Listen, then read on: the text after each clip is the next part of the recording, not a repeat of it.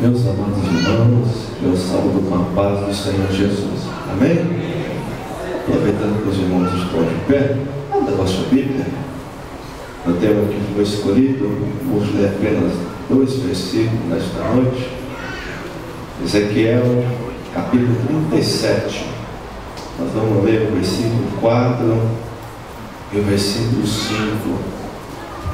Enquanto os irmãos folheiam, louvo a Deus por essa oportunidade, pela vida do pastor Alberto, pelo Espírito Lucas, o Alex, toda esta mocidade. Deus continua abençoando, cantaram muito lindo, muito bem, muito bom ouvir vocês.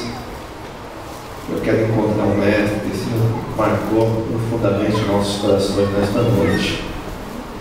Ezequiel, capítulo 37, versículo 4 e versículo 5, diz assim: Então me disse, profetiza sobre estes ossos, e disse-lhes: ossos secos, ouve a palavra do Senhor. Assim diz o Senhor Jeová a estes ossos: eis que farei entrar em vós o Espírito e vivereis. Eis que farei entrar em vós o Espírito e vivereis. Vamos orar ao Senhor mais uma vez? Amantíssimo Deus e Pai, Jesus querido, estamos na Tua presença, Jesus. Já ouvi com meu Pai o testemunho, os louvores que foram entoados nesta noite. Papai, Tu é profundo conhecedor de cada coração. O Senhor conhece a necessidade, o que cada um está fazendo aqui. O Senhor conhece tudo, Jesus. Vem de encontro mais uma vez com a Tua palavra, Jesus. É o que eu te peço, meu Pai, e te agradeço. Em nome de Jesus. Amém. Podeis se sentar? Louvado seja o nome do Senhor. Estamos de frente de um texto lido, relido diversas vezes, muito conhecido, a qual retrata uma visão permitida pelo Senhor ao profeta Ezequiel. Visão esta que o Senhor pegou este profeta e o levou no meio do vale de ossos secos. E talvez Ezequiel, sem entender o porquê daquela visão, o Senhor estava querendo passar algumas informações acerca do futuro da nação de Israel. E quando a gente começa a entender este contexto em que o Senhor tinha permitido o profeta Ezequiel chegar a este vale de ossos secos, para compreendermos esta passagem, nós precisamos recorrer à história de Israel, e mais precisamente narrada no livro do profeta Daniel, no capítulo 1, a qual em meados de 597 a.C., o texto nos fala que o Nabucodonosor, o imperador da Babilônia, sitiou a cidade de Jerusalém no reinado de Joaquim. E neste processo de sitiar, levar como escravo, arruinou a cidade de Jerusalém. Israel foi derrubada, foi acabada.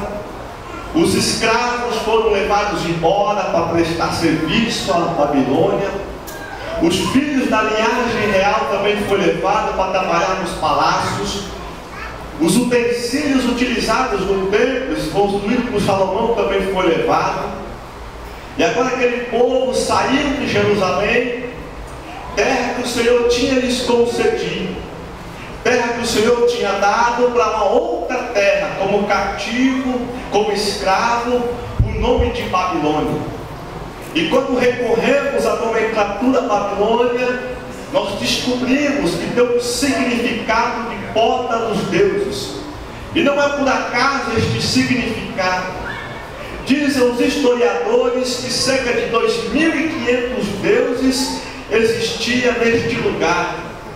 Agora imagine uma nação que buscava a Deus, o único Deus. Tudo era tributado a este Deus, toda a glória, toda a honra era dada a Deus. Eles chegam como escravo ou como cativo numa terra estranha, num povo diferente e com cerca de 2.500 deuses. Se chovesse, deveria tributar honra ao Deus da chuva. Ao amor, deveria se tributar honra ao Deus do amor. Se viesse a tempestade, dava-se honra ao Deus da tempestade. Se descobrisse algum avanço científico, também tinha um Deus que tinha honra. Aquela mulher que conseguisse alcançar fertilidade, também alcançava honra o Deus da fertilidade. Estava o povo judeu, o povo de Israel, naquele lugar.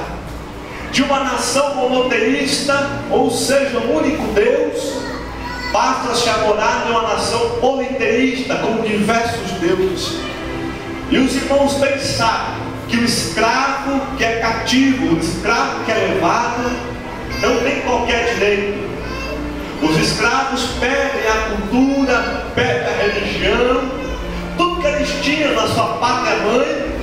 Ao ser levado escravo, eles perderam a maneira de adorar com que se adorava em Israel, em Jerusalém. Quando era cativo, não podia adorar mais. A maneira de ir ao templo, quando existia na sua pátria, ao se tornarem cativo, não puderam fazer mais. Muito pelo contrário, os escravos deveriam seguir os seus colonizadores. A maneira de cultuar, a maneira de adorar, a maneira de buscar, tudo deveria ser conforme a nação que tinha conquistado. E o profeta Ezequiel vivia isso na época.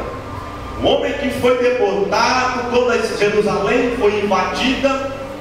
E o capítulo 24 do mesmo livro nos relata que neste momento a sua esposa veio a falecer devido aos ataques que Jerusalém estava vivendo. Ou seja, esses momentos difíceis, de dificuldade, longe da pátria, longe de buscar Deus na sinagoga e ao templo, de ter os seus irmãos juntamente consigo, Ezequiel vivia na pele. E o Senhor então permite, através dessa visão, que leva a ele, segundo o versículo 1 do capítulo 37, que o Senhor faz descer Ezequiel em um vale de ossos secos. Eu começo a entender neste versículo que uma das primeiras características que o Senhor nos permite, quando quer tratar conosco, algo particular, quando Ele quer revelar a nós algo que Ele tem a tratar com o seu povo, uma das primeiras atitudes que o Senhor permite é que nós descemos. Mas quando descer, se no alto está tudo bem. Mas quando o Senhor diz, Ezequiel, eu tenho que falar algo contigo, eu imagino Ezequiel dizendo, Senhor, tudo está bem, a posição é essa, o lugar é essa, é do jeito que eu estou. Eu imagino o Senhor, vai ser através de uma visão, e você vai ser na posição que você está, e você vai descer. Descer dá-nos um contexto de diminuir, esvaziar-se de nós mesmos, das nossas convicções, sairmos das nossas projeções, da posição que estamos estabilizados. E quando o Senhor diz desce, Ele está querendo dizer, sai da posição que você está, esvazia, diminui-se da minha presença. E quando descemos perante a presença do Senhor, a posição de ver a Deus começa a mudar. A gente lá embaixo começa a ver Deus, aquele Criador, aquele Todo-Poderoso, e aquele ar de dependência começa a nascer em nós. Se vimos o Deus como um Deus qualquer, como um servo, quando descemos perante a presença do Senhor, e a gente começa a olhar de baixo e começa a ver a grandeza de Deus, o aspecto de dependência começa a aumentar. E a gente começa a ver o quanto nós somos pequenos perante um Deus grande a qual nós servimos. O quanto dependemos de um Deus a qual temos concedido estar na tua presença. E Ezequiel foi considerado ou levado a descer. E ele começa a viver aquela situação. O contexto em que Ezequiel estava vivendo era um contexto de perdas. Tinha perdido a sua pátria, tinha perdido a sua cidade, tinha cultura, a sua religião e por último a sua esposa. E o Senhor permite que ele é levado a um vale de ossos secos. Eu imagino Ezequiel pensando: Senhor, mais percas. Eu já tenho perdido a cultura, o meu contexto de servir a Deus, a minha família. Ainda chego num lugar desse jeito e não, o Senhor me coloca no meio. Eu olho para frente, tenho ossos secos, o lado esquerdo, o lado direito, para trás, só ossos secos. E a gente começa a compreender a realidade. Como eu disse, o Senhor tem propósitos para trabalhar em nossas vidas. E quando o Senhor manda nós descermos, o Senhor quer trabalhar de maneira diferente. E quando eu começo a recorrer à Bíblia Sagrada, eu vejo no capítulo 18 do profeta Jeremias, quando o Senhor diz para Jeremias: Jeremias, sai da sua posição que você está, desce à casa do oleiro, que eu vou ver o que você vai fazer comigo. Mas Senhor, por que o Senhor quer fazer na casa do oleiro? É que eu vou mostrar para você o que eu sou capaz de fazer com a nação de Israel. E lá vai Jeremias, desce da posição, começa a olhar o oleiro trabalhar, e ele numa roda, o vaso desmancha, faz de novo, arruma aqui, tira e começa a montar de novo. Eu imagino Jeremias perguntando: Senhor, por que o Senhor fez descer? Aí o Senhor respondendo: só para mostrar para você, Jeremias, que eu tenho autonomia sobre a sua vida. Você é como este vaso nesta roda trabalhando, e eu sou como o oleiro fazendo o jeito que eu quiser. Mas só isso não.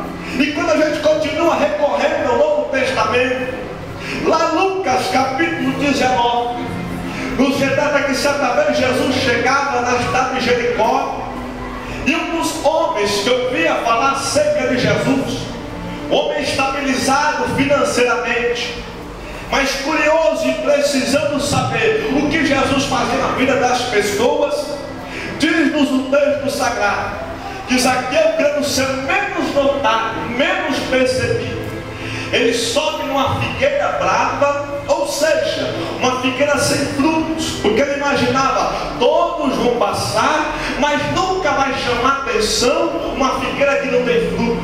Ninguém vai parar embaixo de uma figueira que não tem fruto. Ninguém vai ficar olhando para uma figueira brava que não tem nada para chamar atenção. Então eu fico aqui em cima, na posição que eu estou, e vendo Jesus fazendo um milagre, transformando vida na vida das pessoas. E lá vem Jesus pelas ruas de Jericó, sabendo de tudo. Diz-nos o texto sagrado que Jesus passa embaixo da figueira, aonde Zaqueu estava, para de imediatamente e diz: Zaqueu, desce.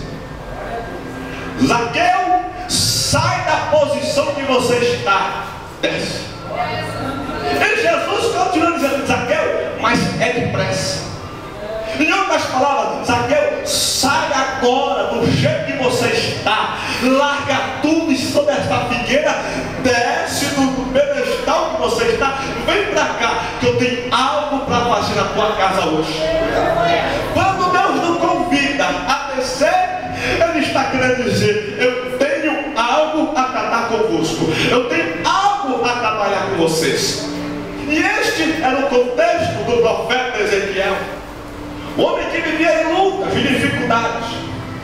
Para todos os lados que ele olhava, o vale já tinha ossos secos, e para ele era apenas ossos secos. Mas eu imagino Ezequiel andando de um lado para o outro, e ele vai no meio do vale, olha para a esquerda, para a direita, buscando haver uma esperança. Mas para onde Ezequiel olhava, tinha morte. Aonde Ezequiel olhava, tinha esqueleto. Aonde Ezequiel olhava, tinha sobra daquilo que um dia foi vida, daquilo que foi esperança, daquilo que andava, corria, daquilo que tinha sonhos. Mas hoje, devido às circunstâncias, tinha sido designado apenas a ossos. Eu imagino o profeta andando no meio do vale, até que ele veio pegar um punhadinho de osso, e ele percebeu, disse: Jesus, a situação é pior do que eu pensava. Porque eu olhando de longe um contexto de vales, eu percebi que os ossos estavam secos. Mas quando eu vim pegar na mão, eu pude perceber que os ossos estão sequíssimos. Ou seja, a situação estava pior do que estava parecendo. E o Senhor permitiu o profeta Ezequiel entrar nesta visão do vale dos ossos secos. Ele queria retratar a realidade de Israel, a realidade do que o povo tinha sido cativo, tirado de Jerusalém e levado para a Babilônia. Eles não buscavam mais a Deus, não oravam mais ao Senhor, estavam cativos, escravos, sendo explorados. Mas lá dentro tinha aquele anseio, lá dentro eles buscavam, mas olhavam o contexto do império da Babilônia. Segundo os historiadores, toda a nação na época que se prezasse a seguir forte militarmente, tinha uma muralha que cercava e que protegia aquela cidade. Mas a Babilônia, por ser uma grande potência militar, diz na história que tinha duas muralhas, cerca de 20 metros de altura, larga, que um carro do exército pudesse manobrar sobre ela. E o povo que tinha saudade do Jerusalém, que tinha saudade de adorar Deus, de buscar Deus, aqueles que foram deportados de Jerusalém, estes sentiam saudade do templo, saudade do muro, saudade de como era o culto, como as coisas aconteciam. Aqueles que nasceram no cativeiro, nunca ouviram o templo, nunca viram manifestar de Deus, nunca viram como era que o sacrifício era apresentado, nunca viram como que se dava. Mas imagina a roda dos pais comentando, e a mãe dizia para o pai: oh, que saudade, lá de Jerusalém, aonde a gente podia participar do congresso da mocidade, aonde a gente podia cantar, podia louvar, tinha liberdade para chegar no culto e passar, e ficar todo mundo glorificando a Deus. Deus visitava o templo. Ai, que saudade daquela época, onde Deus falava abertamente, onde Deus manifestava a presença, o povo se alegrava. A gente chegava cansado, triste, cabisbaixo, mas quando a mocidade cantava, o coração se alegrava, o poder era revigorado, a gente começava a chorar. Ai, que saudade do tempo de Jerusalém. Talvez no início de cativeiro ainda tinham esperança de voltar para Jerusalém, sair de Babilônia e voltar para Jerusalém. Mas devido à força militar que Babilônia tinha, as coisas foram dificultando. E eles viram separados, olhavam aquele poderio, aquela força militar, e diziam: não tem como a gente voltar para Jerusalém. E as forças foram morrendo. Talvez quando foram levados cativos da Babilônia, lá no comecinho, eles ainda cantavam, irmão Alex, se reuniam seus familiares na Babilônia e começavam a cantar. Mas o tempo foi passando, não cantava mais. Depois começou a esquecer a letra do hino. Depois não tinha mais vontade de cantar. Tinha um outro grupo que no começo do cativeiro reunia para ler as escrituras, mas depois um foi enfraquecendo, o outro foi deixando, um não ia mais. Aquele que ficou sozinho também perdeu a escritura, não sabia onde estava. Também tinha um grupo que orava no começo, mas o tempo foi passando, aquela multidão foi acontecendo, veio se secando como ossos e veio esfriando. Olhava o seu amigo lá de Jerusalém que estava com ele, foi perecendo. O outro conhecido também foi perecendo. Ele disse: talvez eu vou orar sozinho, não tem porquê. Ou talvez vou buscar alguma coisa, não tem porquê. Para que ser fiel a Deus em terra estranha, se não tem ninguém que faça como eu? Para que fazer isso? E quando o Senhor então permite que o profeta Ezequiel é levado ao vale de ossos secos, ele estava dizendo para o profeta Ezequiel: Ezequiel, você está vendo esse monte de ossos secos e sequíssimos? Este é o meu povo que está cativo na Babilônia. Não tem mais esperança. Perdeu o sonho de voltar para Jerusalém. Não tem mais o objetivo de voltar a cultuar o templo. Não tem mais a necessidade de ouvir a minha palavra. do lar, não oram mais de madrugada, não buscam mais, não jejuam mais. Ezequiel, este é meu povo, está seco, está morto, não tem mais esperança. Eu imagino o irmão Lucas vendo aquela situação. Ao mesmo tempo, o profeta Ezequiel estava inserido naquele contexto. Era o povo a qual Deus estava falando, que estava seco, sem vida, sem esperança. Ele, como participante da nação de Israel, também estava incluso. Eu imagino que Ezequiel ficou afrontado, Senhor, mas e agora? E no versículo 3, o Filho do Homem, poderão viver estes ossos? O Senhor pergunta para Ezequiel.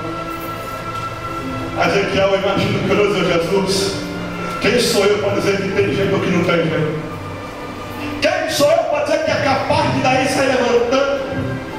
Senhor, está sequíssimo, eu fui lá e peguei na mão, a coisa está seca, está se acabando, Jesus. Não tem carne nenhuma, a vida ali acabou, estão mortos, Jesus. Ele então responde: podem viver estes ossos? E o profeta diz: Senhor, tu sabes.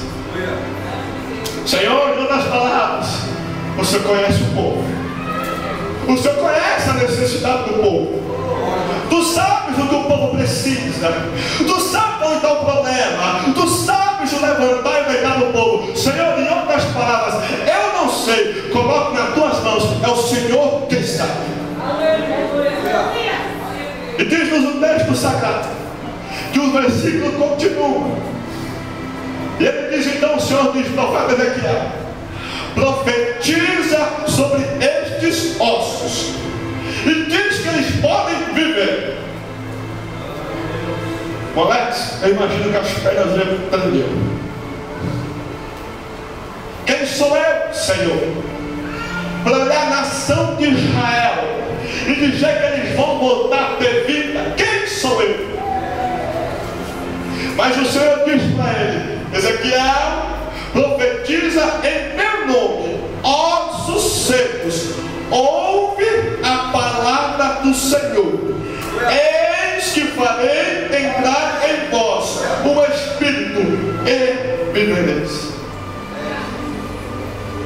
Ezequiel muda de posição. Imagino que levanta as mãos daquele osso, daquele vale de ossos secos, e começa a profetizar. O Senhor podia fazer isso diretamente, sem mandar o profeta ir lá, indiretamente, e fazer um rebuliço e mudar a situação. Mas não. O Senhor disse: eu preciso de um instrumento para que as coisas venham mudar. Eu preciso de alguém que tenha a posição de profetizar no meu nome. Eu preciso de alguém que se coloque na brecha, que esteja insatisfeito com a situação e diz: Senhor, faça de mim um instrumento. Irmão Marcos, mas ela fala de ossos secos. Não tem problema, é Deus que está mandando. E quando Ele manda, pode fazer, pode ir, pode apontar, pode levantar a mão. Aí para frente é com Deus. Imagina que ele vai, e lá vai um homem. O Senhor estava querendo dizer para ele: Ezequiel, fica tranquilo, você é apenas um instrumento, mas a palavra sai de mim, o poder sai de mim, o agir é meu, o transformar é meu, o milagre vem de mim. Ezequiel, você é apenas um instrumento. E lá vai. E Ezequiel então começa a profetizar sobre aquele vale. E diz o texto sagrado que no momento que Ezequiel começou a profetizar, os ossos, ouve-se um ruído, e os ossos começaram a se encaixar um no outro. Osso que estava longe, osso que estava distante, osso que não se encaixava mais. A partir do momento que Deus decretou vida sobre aquele esqueleto, os ossos voltaram a se encaixar. Deixa eu te dizer uma coisa nesta noite. Quando o Senhor decreta a vida, nada fica fora do lugar. Nada fica em posição errada. Irmão Marcos, é porque você não conhece a estrutura óssea, não tem problema. Quando Deus decreta a vida, Ele pega a osso lá do Piauí, manda trazer para cá, tem que encaixar, porque o esqueleto vai começar a dar. Fica mega show. Nada fica fora da posição. Irmão Marcos está sequíssimo, não cola mais. Fica mega show, estou sentindo Deus aqui. Nada fica fora da posição. Quando Deus decreta a vida, daí vai ter que levantar, não sei o que ele faz, mas que o osso vem, ele vem e come. Como é que acontece? Eu não sei. Foi ele que mandou. Ezequiel só apenas levantou a mão e começou a profetizar. E começou a ter um ruído diferente, um barulho diferente. Os ossos começaram a se ajuntar. E continua o milagre de Deus. Diz-nos o versículo seguinte: que os nervos começaram a nascer sobre esses ossos. Eram ossos separados. E o Senhor deu ordem para que voltasse tudo no devido lugar. Mas o Senhor disse: ainda falta uma estrutura. Ainda falta uma base. Nervo começa a crescer. Mas o osso não é o suficiente. Não. Deus diz: vai ter que ter nervo também. Nervo da base, nervo da estrutura. E o nervo vem sobre os ossos. Senhor, tá bom o que o Senhor quer fazer? Ainda não. Pele cobre o osso e cobre o nervo. Aí.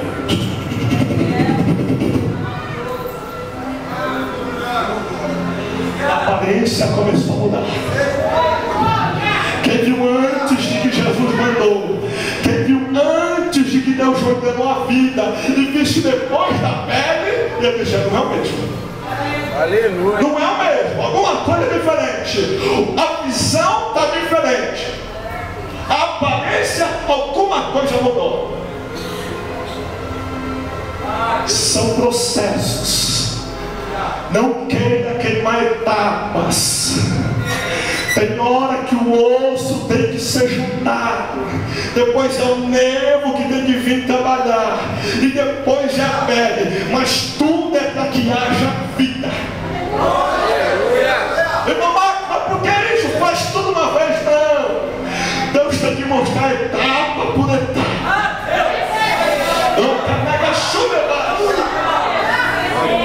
Jesus faz tudo de uma vez. Não. Deus vai fazer devagar. Não quer etapas. Aleluia. Oh, canaga show. Deus trabalha do jeito que eu não entendo. Deus faz rápido, trabalha rápido, faz do jeito que não. Aí Deus diz: não, vai ter que pegar o esqueleto, montar o osso. Aí Jesus olha e diz: agora pode vir o nervo. Aí vem o nervo da estrutura. Jesus diz: agora vem a pele. Jesus já faz um ano que o esqueleto está sendo montado. É a etapa de já faz um ano e está do mesmo jeito. Jesus não muda nada. Olha assim, está o mesmo tibuloso. Lá atrás o Espírito já mandou ter vida. Agora são as etapas de papai: etapa 1, etapa 2 e etapa 3. Imagina o profeta Ezequiel olhando Jesus e falar: mais rápido, acelera. Jesus já acelera o trabalhar do Senhor. Teve estrutura, ou teve osso, nervo, e agora vem pele. Jesus está bonito, mas não tem vida. Não adianta ter aparência se não ter vida. Não adianta aparecer, mas não ter vida. Não adianta de fora aparecer com o irmão da esquerda, mas tem que ter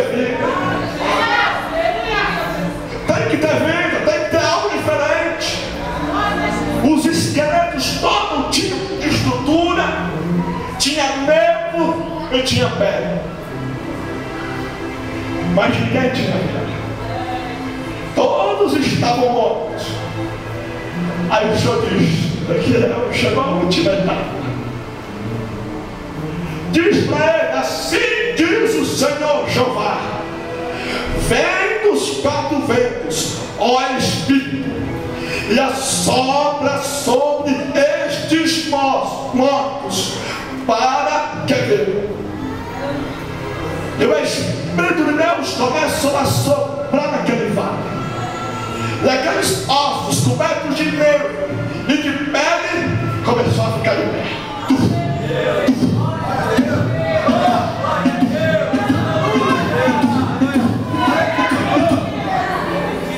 Imagina Ezequiel observando a situação.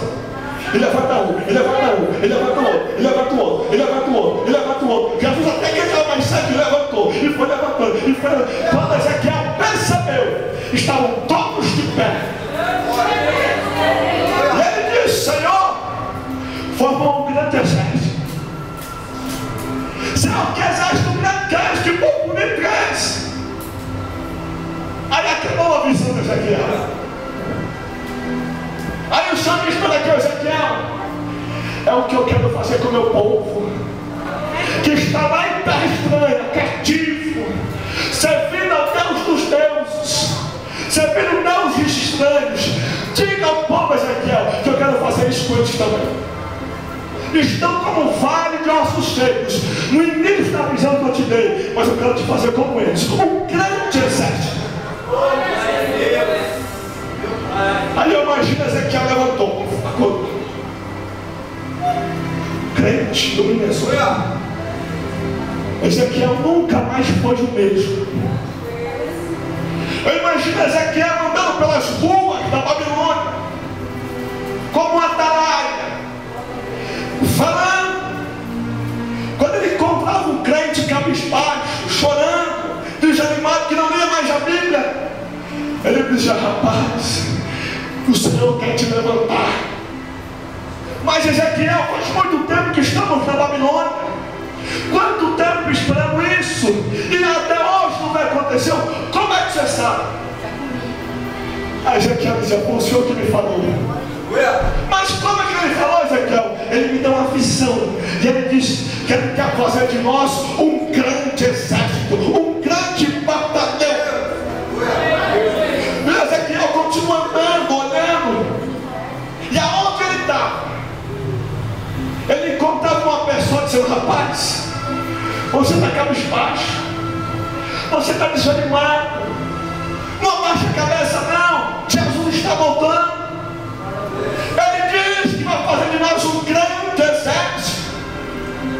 Até tem um hino da água e diz: tantos como areia da praia, tantos como areia do mar.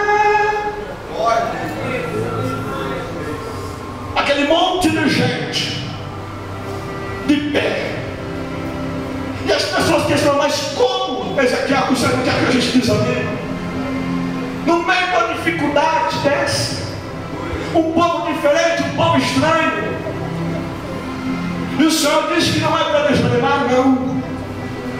O Senhor mostrou para mim o que Ele quer fazer de nós. O Senhor me revelou através de uma visão.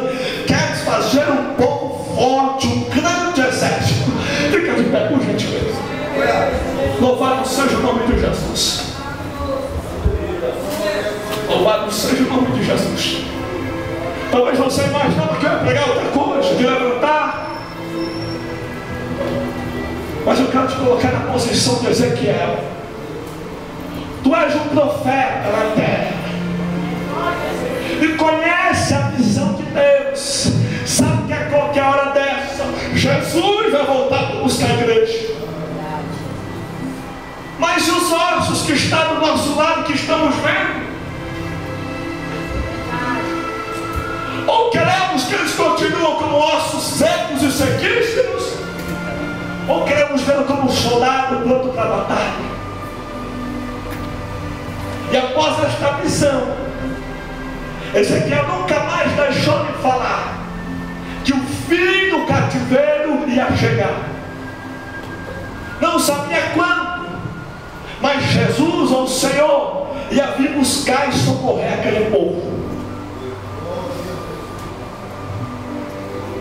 Ezequiel pregou para ossos, e o Senhor nos convida nesta noite: prega para o homem, prega para o homem, diga para ele que eu estou voltando, diga para aquele que está desanimado, que não aguenta mais esperar, diga para ele: Jesus vai vir buscar a sua igreja.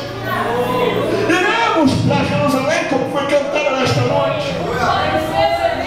Tem uma Jerusalém esperando, tem mansões celestiais esperando. Mas Ezequiel já perdeu a esperança, não tem mais a alegria que eu tinha no começo. É que você está em terra estranha, povo diferente. Estamos aqui, mas nós não somos daqui. Nesta noite o Senhor nos convida: ossos secos, Espírito de Deus, entre neles e os faça viver. Louvado seja o nome do Senhor. Talvez você está aqui assim como esses ossos, não tinha mais sonhos. Louvado seja o nome do Senhor. Mas o Senhor manda te dizer através do profeta: Jerusalém está chegando. Jerusalém é logo ali, é logo ali. Ele não falou quando que vai vir, mas ele deu-nos a certeza: eu vou vir buscar o povo. Mas quando? Eu não sei. A missão minha, a missão sua é ter carne, é ter pele, é ter osso e ter o Espírito dentro. Quem tem Espírito tem vida. Quem tem Espírito anda, fica de pé. E nesta noite a palavra está sendo liberada. É Espírito Santo, assopra nos quatro cantos